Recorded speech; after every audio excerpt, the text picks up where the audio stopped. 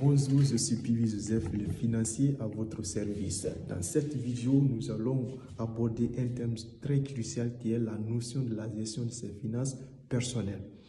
Alors, que tu sois particulier, que tu sois étudiant et surtout entrepreneur, je vous invite à vous abonner sur ma page, à ne pas rater des nouvelles opportunités à venir. Alors, c'est un thème que nous allons expliquer en 10 étapes. Mais dans cette vidéo, nous allons aborder la première étape qui est l'étape d'établir un budget mensuel. Établir un budget mensuel permet de suivre ici ses revenus, ses sources de revenus et également ses dépenses. La première étape pour la gestion efficace de ses finances personnelles pour atteindre des objectifs à long terme, c'est de connaître où va votre argent. Cela va te permettre ici de lister tes dépenses, y compris tes sources de revenus, et à ne pas négliger des dépenses, des petites dépenses que nous faisons quotidiennement. Ça peut être achat de bonbons, les achats de biscuits sont des dépenses que nous supposons négliger. Et en matière de finances, on ne néglige aucun franc.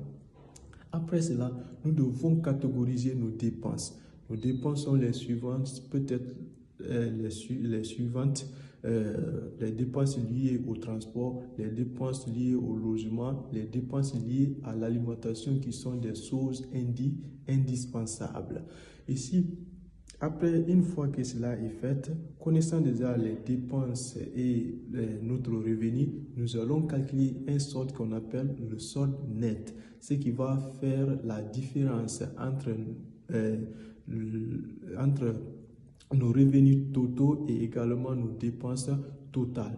C'est-à-dire d'où la notion d'épargne va venir. Une fois que cette différence est positive, ça veut dire que vous pouvez épargner le solde net que vous avez calculé. Alors, après cela, vous devez limiter ici des dépenses non essentielles. Limiter les dépenses non essentielles, cela va vous permettre d'analyser vos dépenses et identifier celles qui sont superflues. Celles qui sont superflues, c'est-à-dire des dépenses qui engendrent des ajustements sur votre épargne, des déductions sur votre épargne. Ça peut être ici des achats impulsifs, des abonnements inutiles. Donc, voici des dépenses que vous devez négliger de fois.